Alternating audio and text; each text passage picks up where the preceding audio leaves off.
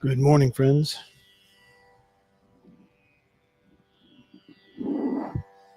Thanks for being here this morning. Make a couple of adjustments. This is Journey Home Meditation, and this is our morning sit.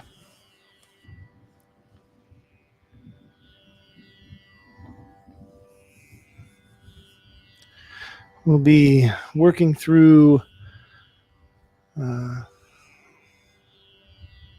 our standard morning practice today. We'll have some shared breathing, and I'll talk a bit about things that seem relevant to me, that may be relevant to you in our practice today. And we'll get to some poetry. So thanks for being here this morning with Journey Home Meditation. We're coming onto this broadcast from the Beside Meditation Hall. It's a Journey Home Meditation Hall in Southern Oregon. I'm Michael, and I am very happy to be here today.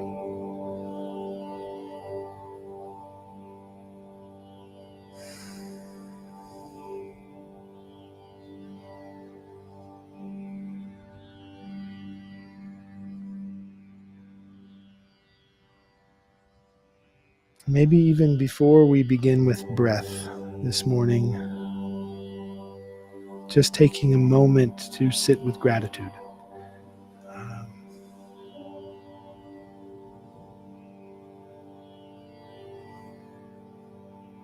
As I was arriving here today, I started noticing all of these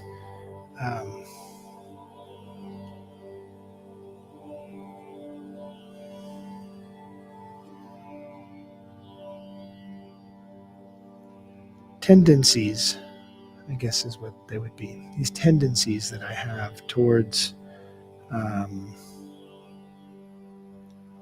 the way my mind drifts in particular directions. Right? I have these tendencies to focus or be present with what doesn't feel right, what doesn't feel comfortable. And I'm recognizing more that I believe that's coming from a similar place that I would come from in my addictions or in my avoidances. But it's just a little bit more finely tuned, right? It's a little bit more classed up. It's wearing its Sunday best. My avoidance gets dressed up for court and presents itself as healing. And so I decided instead, I made the conscious choice instead, to just say thank you. Each time one of those tendencies towards stopping my discomfort would arrive. So I just said thank you. I was driving in, and I would start to have a feeling of loss, of like a grief feeling that was coming up, but it wasn't exactly coming through as grief. It would come through as an injustice. And I started having a feeling of, well, this isn't fair. I'm losing this, or especially as I get older, you start to find things that you lose in your body. You lose attention span sometimes, or memory. You start to let little things slip. And instead of grieving, it was coming out as, or maybe as the voice of grieving in the beginning, it was coming out as, this isn't fair. Why is this happening to me? And then I was able to stop myself from following that voice and just saying, thank you. Thank you for advocating for me. There's the advocate. Okay. There you are. the voice against injustice. I love you. Thank you. And I took a breath in and let it out.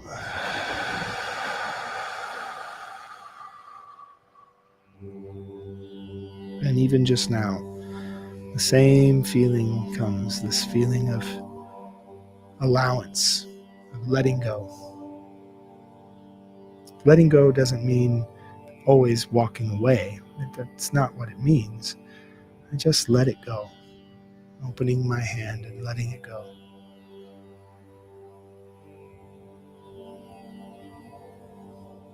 It's like when you're with a child and you're teaching a child to swim maybe, or to float, which is, it's actually more difficult to teach a child to float than it is to teach a child to swim. I think swimming is a natural tendency that we have, like the oh shit moment in the water, where our body naturally kicks in to want to pull us out of that water. So swimming, I think, comes a little more naturally than the ability to float. And there comes a moment when you're holding that child just barely from underneath, as they start to find the buoyancy in their own body, and they start to trust. Right? They start to relax into their rightful place on the top of that water. This is where their body wants to be. This is where the water wants their body to be. There's a rightful place there. And what I mean by rightful isn't that we have these rights, but more like this is a place for you right now. This is right. It's okay to float on that water. So you're sitting in this water and you're holding this child, and then there's a moment where you have to let go.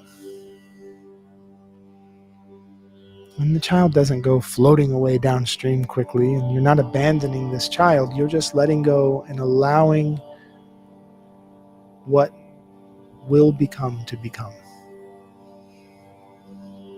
And that takes a lot of trust. And it takes a little bit of faith. A lot of trust, a little bit of faith. Faith that that child's going to stay floating and not form a lifelong fear and resentment towards you, but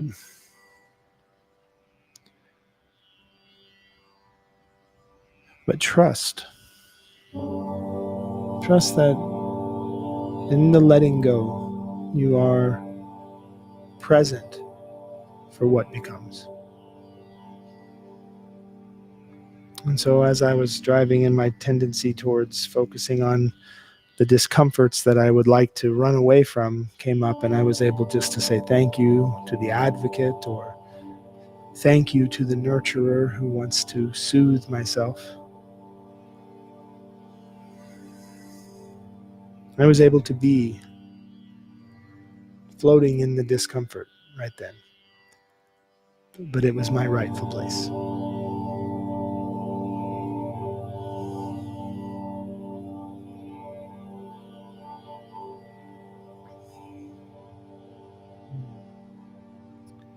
This is a delicious cup of tea. I just want to say thank you to this tea. This is a date flavored pu'er. I picked this up at a really beautiful little tea shop in Tucson, Arizona this spring.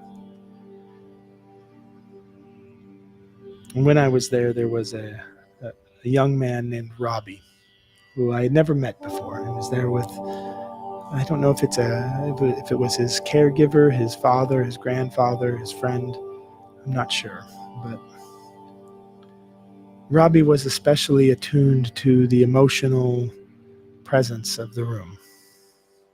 And he had no fear to talk to anybody.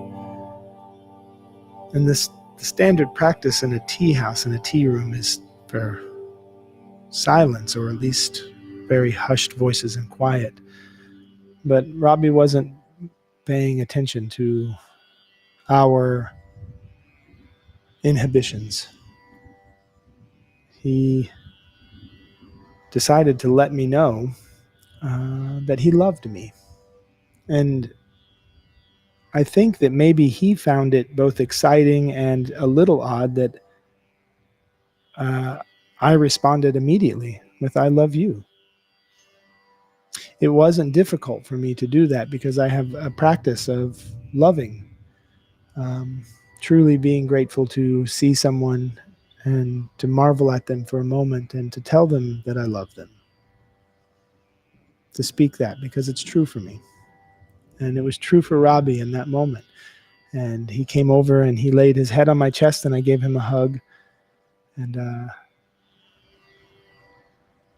it was just a lovely moment without inhibition, to allow each other in that moment to become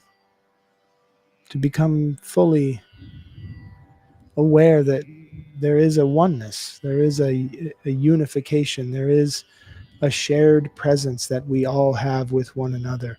It's not so much me and you, me or you. It is we.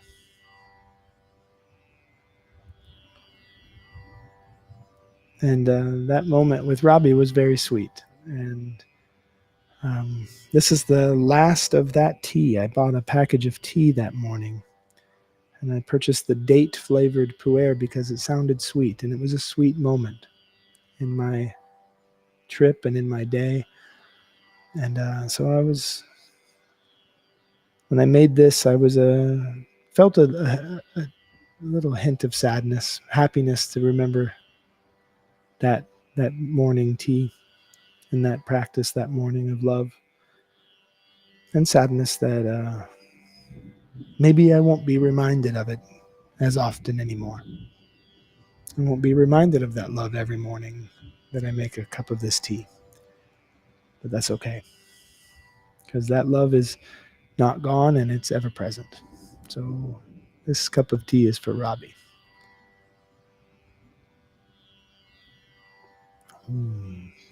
Thank you, love.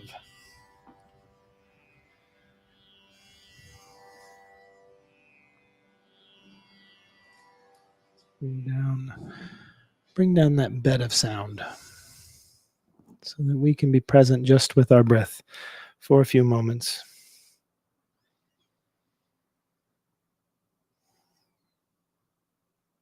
This is a practice of devotion to breath and devotion to our body.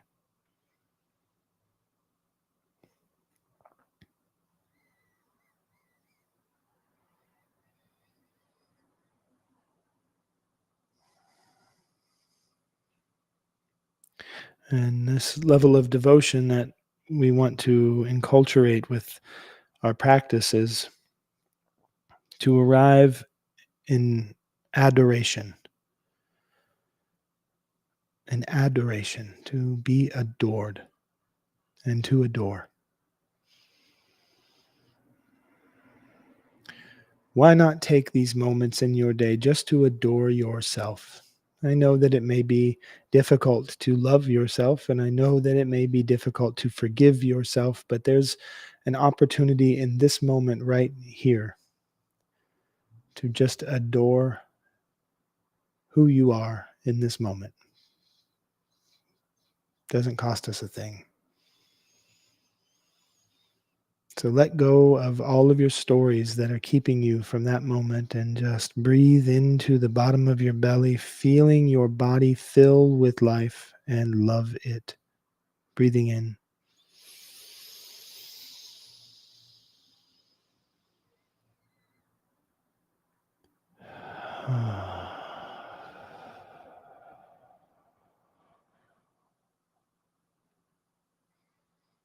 Breathing in.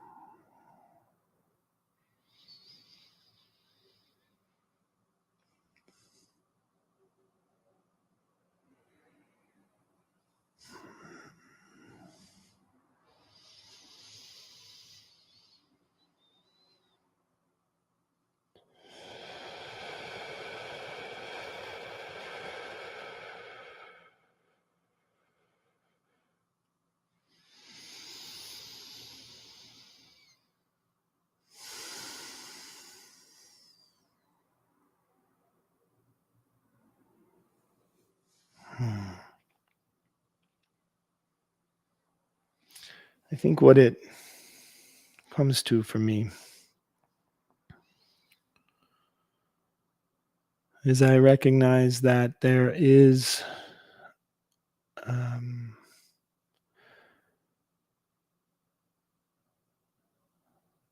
the presence of shame and guilt. And those are the two aspects that I think probably keep me from becoming in any moment. And when I say becoming, I mean being able to fully become alive with love or with excitement or joy. Um, it's not that I'm afraid moving forward that I'm going to feel bad. It's that I have a knowledge that I don't know how to necessarily feel good.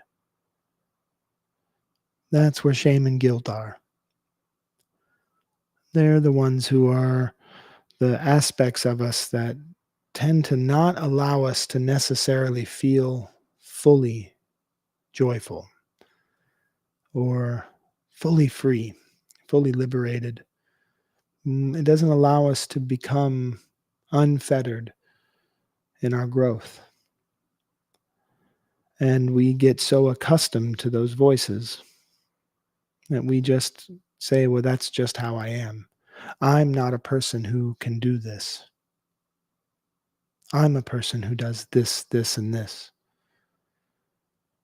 And that labeling, that constriction upon ourselves is the actual thing that stops us from becoming something surprising.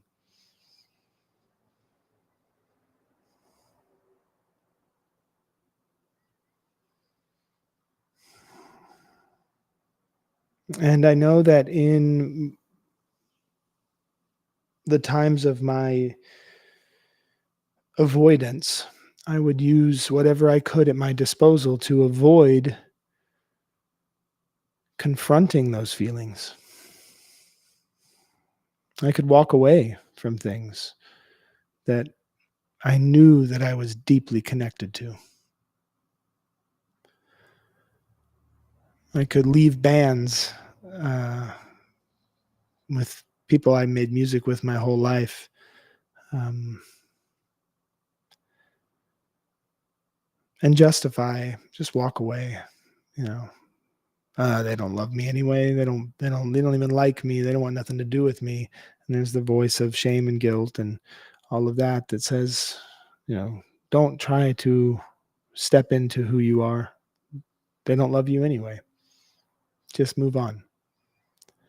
And that voice was pretty prevalent in my life, and it had to require me to have that level of disconnection and dissociation from myself. I had to use tools.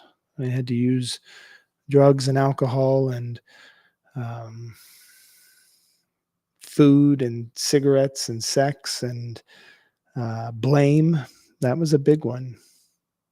Blaming others, blaming systems, blaming all of these things for my own fear of becoming. Because at least if my pain was manageable, then it was okay to do the same thing over and over again because I could handle that. I knew how to function and stay alive and feel pleasure within that. I didn't know how to feel joy. I didn't know how to be loved. I didn't know how to love, but I knew how to feel pleasure, and that was good enough. And so I lived for a long time with those voices. And it really, honestly, I don't know if it was until the drive this morning or even in the voicing of this now that I'm starting to realize that I can just say thank you. Just thank you. I'm going to let it go now. And it doesn't mean that the shame and the guilt just leave. they're aspects. They are aspects of who I am. They are deeply embedded there by something for some reason, but that doesn't mean that I have to run away from them. It also doesn't mean I have to follow them and listen to them every time. So, trying to understand what the guilt and the shame and the voice of uh, protection might be.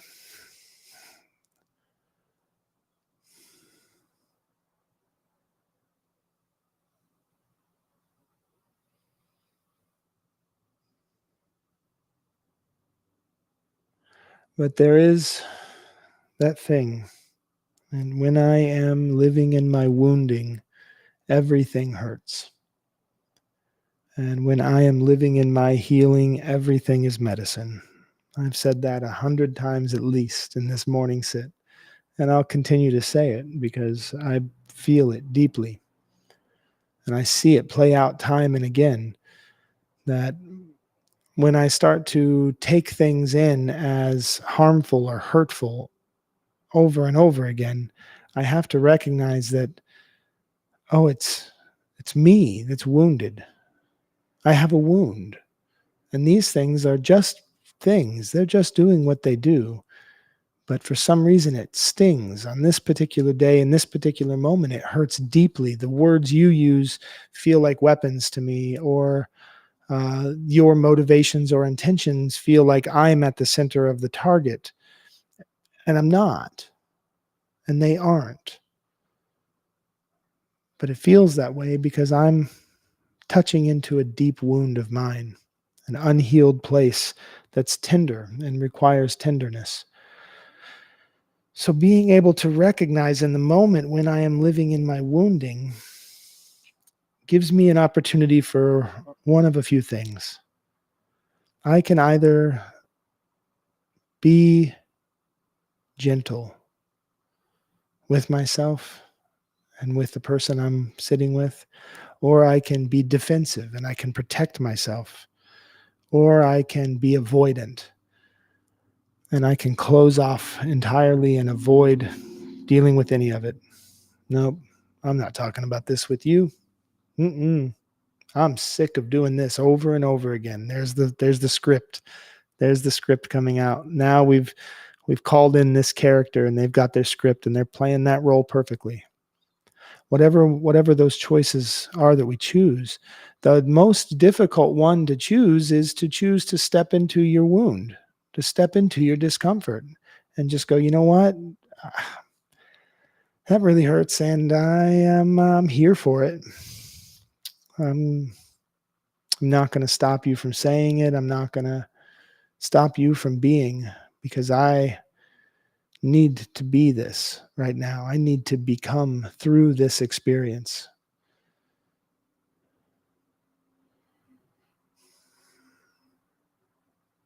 And I think the thing that's so difficult about becoming is you don't know what it looks like. I know what hurt looks like. I know what shamed looks like. I know what guilty looks like. I know what unjust looks like. I know what fear looks like. I have lived with them for long enough that I can manage living with them more. What I don't know is what liberation looks like. What will I become in this moment? And will you still love me? Because there's a belief that you don't love me, you love these aspects. You love the calm, you love the intelligence, you love the kindness. There's a belief that what if I become something you don't love? I heard a motivational speaker speaking to a group of youth, and he said one of the most damaging things that I think a youth could hear, and it upset me. Uh, he was asked, what is the most important thing you've ever done? And he replied, the most important thing I ever did was become the man that my wife could fall in love with. She's the most important thing in the world to me, and I needed to become what she would fall in love with. And I just heard that, and I heard that voice was an old voice to me that you need to become lovable. You need to become attractive. You need to become something that this other person will validate. Now, I don't know if that was his intention, but it just reminded me that I've heard that voice before. What I've never heard is, you need to become whatever it is that you would become if you were encouraged in each moment to keep going. Just keep going. You got this. You're doing it. You're doing it. And all the voices I've heard and all the voices I've created, they tend to have a tendency towards stop, drop, and roll, right? Like, you're on fire, is burns, put it out.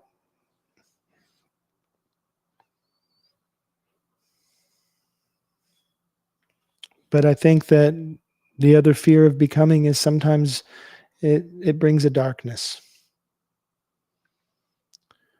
Sometimes it brings chaos, and it brings a force of uncontrollable elements into our lives where we have to release our control, and it's terrifying.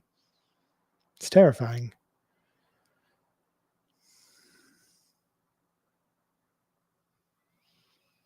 But what if we knew?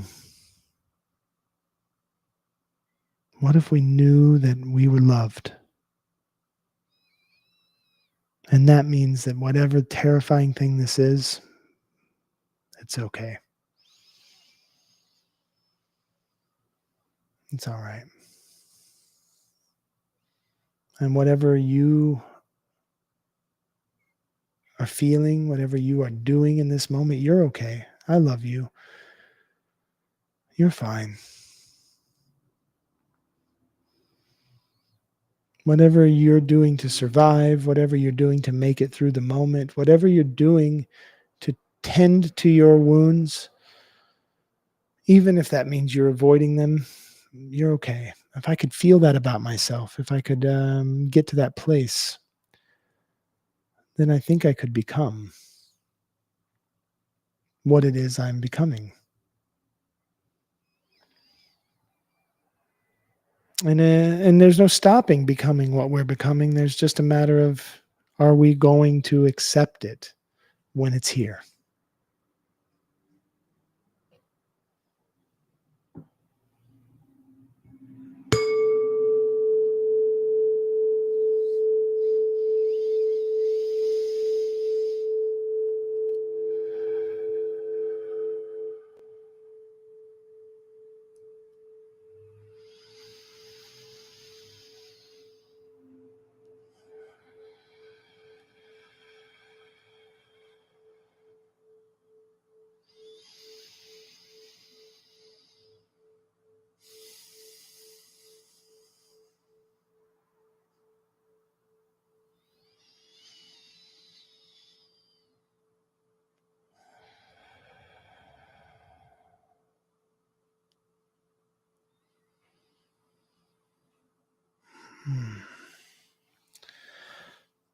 Well, let's see.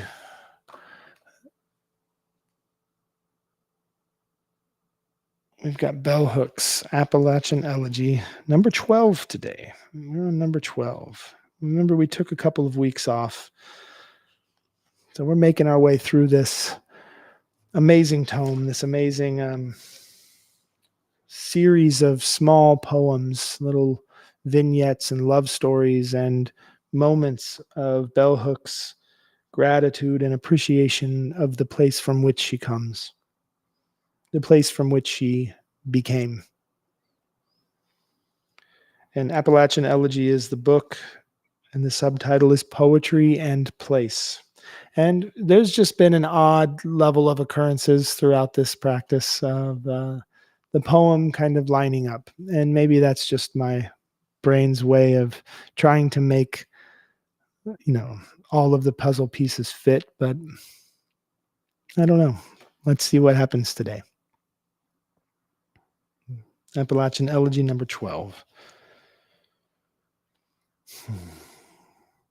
Mud sliding down.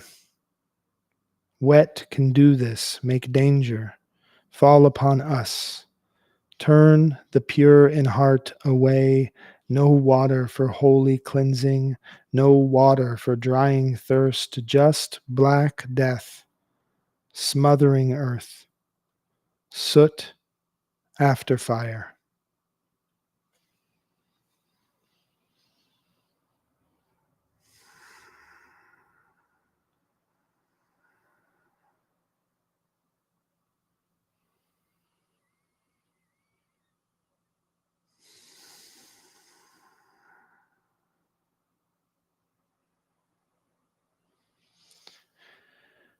I mean, I can't help but feel in this moment that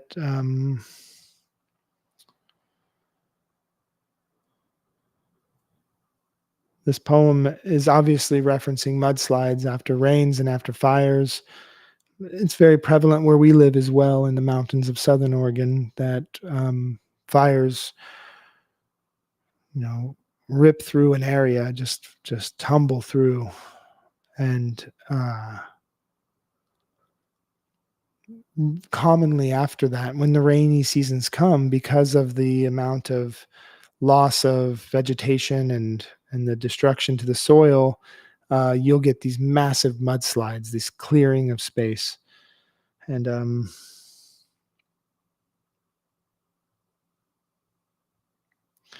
this line here that really gets me. Um,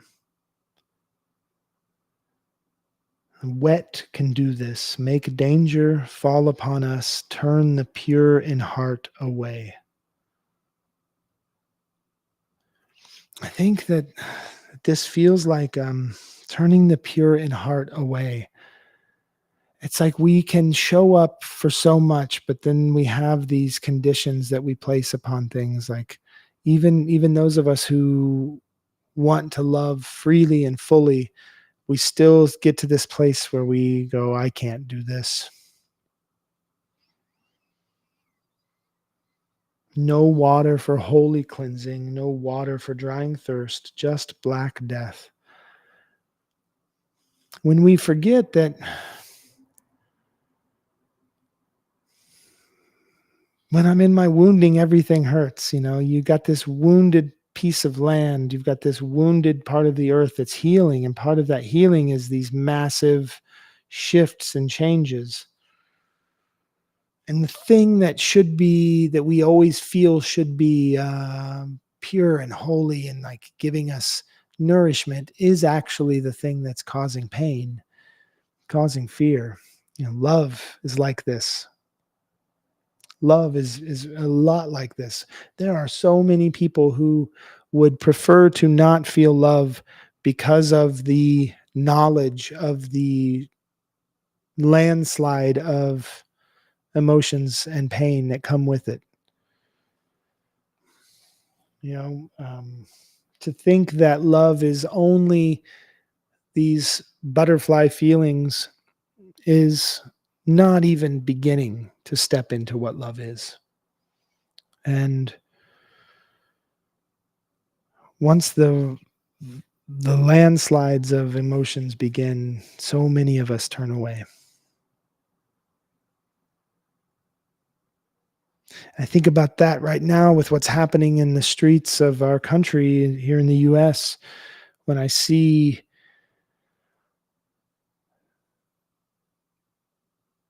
hundreds of people surrounding ICE agents and disallowing them from being harmful, you know, just saying, I'm putting my body here. This needs to stop. We need to stop. And I think, where are we in the showing up for this? Thousands of people have been rounded up and black bagged and kidnapped in front of their families, and people don't know where their parents are. Um, I watched a video of a school teacher as he wept, telling the story of being locked into his school when the school across the street was being raided by ICE agents during an elementary school graduation. An elementary school graduation. Families there to celebrate their children's accomplishments in becoming something great, something in our society that is accepted and loved, and this is the opportunity taken to come and tear these families apart. And the school teacher was sharing this, and I thought, I can't look away. I see this mudslide of all of this pain and all of this fear that's driving this culture of weaponized humans, and we're causing damage. And then I see posts by people who I otherwise feel is a pretty compassionate and deep thinking and understanding person, shaming the protesters for using aggression to stop these ICE agents from tearing families apart. And I don't understand that. I don't understand the desire to use more shame and more guilt. People are doing what they can do to survive, and that's on a macrocosmic level and a microcosm. One-on-one, individuals, in my individual relationships, each person that I love and that I'm sitting and connected to is just doing what they need to do to survive today. And I have to remember that the definition of compassion is being able to say, if I had your life and I had your experiences and I had at my disposal the same tools that you have at your disposal, I would be making the exact same decision as you. There is no question. I am no different from you.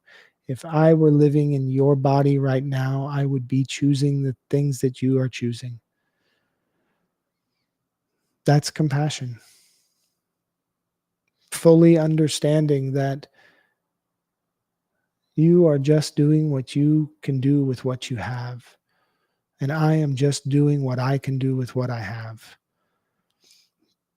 And when we stop doing these things as individuals and start coming together, my God, we can do so much more. May the heavens fall. We just need to get out of our individual fears and into our understanding of how big love is making us. Thank you for being here this morning. Thank you to Bell Hooks for this amazing book. And thank you, shame and guilt. Thank you, fear. Thank you, injustice. Thank you, anger.